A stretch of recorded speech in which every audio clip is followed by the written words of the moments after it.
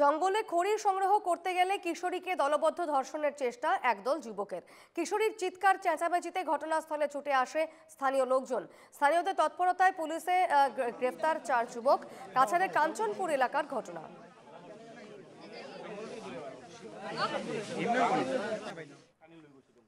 আমরা কাঞ্চনপুরে পুরোটা গ্রাম হিন্দু গ্রাম, তার মধ্যে কিছু বাইরের মুসলিম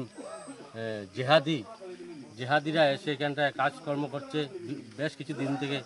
যে জায়গাটা কাজ করে, জায়গাটার মালিকের নাম শ্রী ভাস্কর চৌধুরী। ওনাকে আমাদের গ্রামের থেকে জানিয়ে দেওয়া হয়েছে যে মুসলিম নিয়ে আমাদের গ্রামে কোনো ধরনের কাজ না করার জন্য।